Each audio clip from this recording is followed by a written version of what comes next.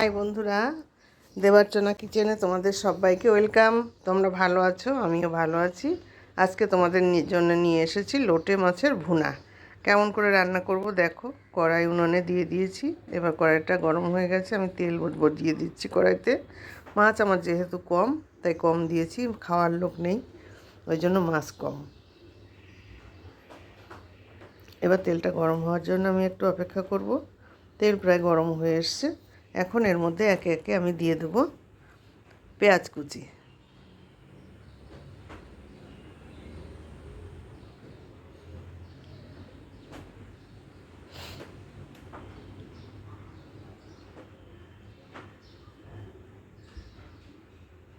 দিয়ে এটাকে একটু নাড়াচাড়া করব।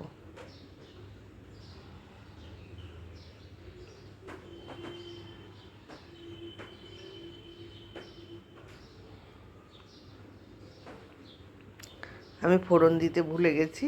এই পেঁয়াজটা এক পাশে সরিয়ে রেখে তেলের মধ্যেই আমি একটু ফোড়ন দিয়ে দেবো, যার জন্য তেলটা একটু সরিয়ে নিচ্ছি।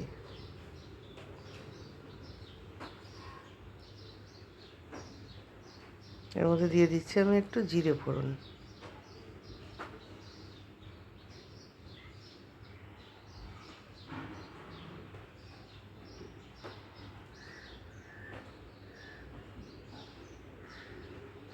ফোড়নটা একটু হওয়া পর্যন্ত আমি অপেক্ষা করছি। হয়ে এসছে, আর বেশি দেরি নেই। দেখতেই পাচ্ছ, এক সাইডে দিলেও কিন্তু কত সুন্দরভাবে ফোড়নটা হয়ে যাচ্ছে। ভুলে গেছি, কি করব বলো বন্ধুরা, কিছু তো করার নেই। এখন আমার ফোড়নটা ভালোভাবে ভাজা হয়ে গেছে। পেঁয়াজগুলোকে আমি এখন নাড়াচাড়া করছি। পেঁয়াজও আমার অনেকটা ভাজা হয়ে এসছে। এবার আমি কি করব, এই পেঁয়াজের মধ্যে যে হলুদ মাখানো নুন মাখানো লোটে মাছগুলো ছিল আমি ঢেলে দিলাম। দিয়ে আবার নাড়াচাড়া করব। এই মাছটা শুধু নাড়াচাড়াই করে সুন্দর করে করতে হবে। নাড়াচাড়া কম থাকলে তাহলে এটা টেস্ট হবে না। যাকে বলছে একদম ভুনা ভুনা করে ফেলতে হবে, নেড়ে নেড়ে একে ভুনা করে ফেলতে হবে। ভুনা করলে তবে এর টেস্ট আসবে। তবে হ্যাঁ, সব কিছু ঠিকঠাক মতোও দিতে হবে, তা না দিলে টেস্টটা কোথা থেকে আসবে, তাই না?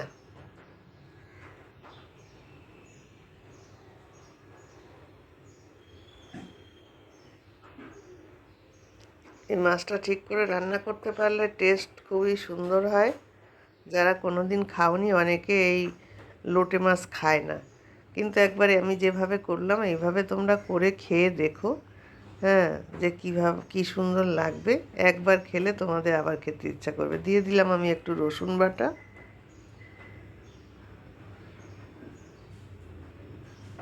আর দিয়ে দিয়েছি একটু আদা বাটা,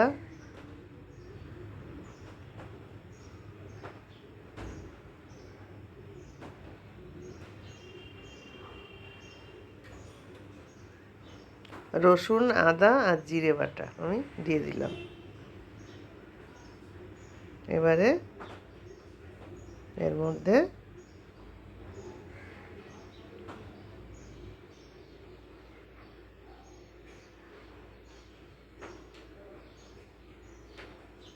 দেবো আমি কুচিয়ে রাখা টমেটো, দিয়ে আবার নাড়তে থাকবো।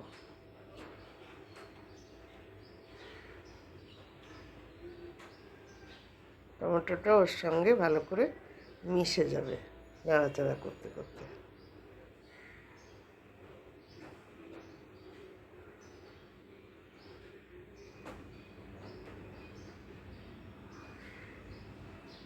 জিরে আদা রসুন মশলাটা কষবে, আর মাছটাও এর সঙ্গে ভালো করে কষা হবে। এখন আমি এর মধ্যে দিয়ে দিচ্ছি পরিমাণ মতো লঙ্কার গুঁড়ো। লঙ্কার গুঁড়োটা তোমাদের যার যার ইচ্ছা, যে যেমন খাও তেমনভাবেই দিও।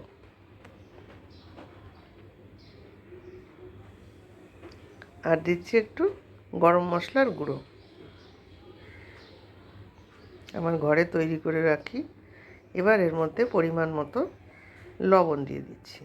যেহেতু মাছে আমার লবণ মাখানো ছিল, ওই জন্য বেশি একটা দিতে হবে না, অল্প দিলেই হয়ে যাচ্ছে। আর দেব হলুদ গুঁড়ো। এটাও পরিমাণ মতো দিতে হবে, বেশি দিলেই তো হয় না। এখন আমার সব দেওয়া হয়ে গেছে। ভালো করে কাজ হলো শুধু নাড়াচাড়া করা, যেন কোনো জল থাকবে না। একদম ভালো করে যত নাড়বো তত এটা খেতে বেশি টেস্টি হবে।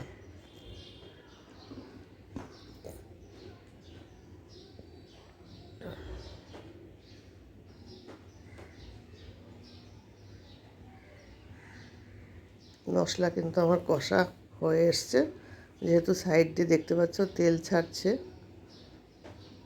মশলা ভালো করে কষা না হলে কাঁচা গন্ধ বেরোবে। এটা এখন শুধু কাজ নাড়াচাড়া করা, এভাবে নাড়াচাড়া করে যেতে হবে, একটু পর পর খুন্তি দিয়ে নাড়তে হবে। দেখো মাছ কিন্তু আর বোঝা যাচ্ছে না, একদম মানে মাছ গলে ক্ষীর হয়ে গেছে।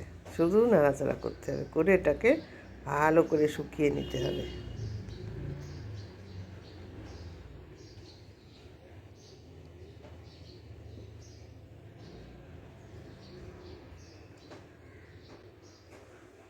হয়ে গেছে আমার, দেখতে পাচ্ছ কত সুন্দর হয়েছে, একদম রেডি।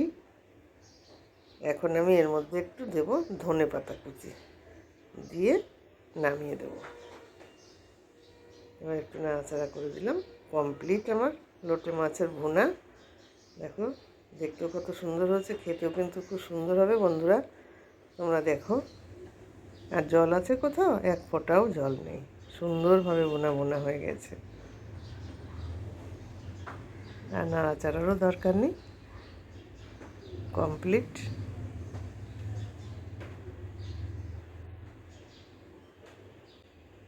এবার আমি নামিয়ে দিয়েছি, দেখো কত সুন্দর দেখা যাচ্ছে। তোমাদের যদি ভিডিওটা ভালো লাগে লাইক শেয়ার কমেন্টস করো। সবাই ভালো থেকো বন্ধুরা, টাটা।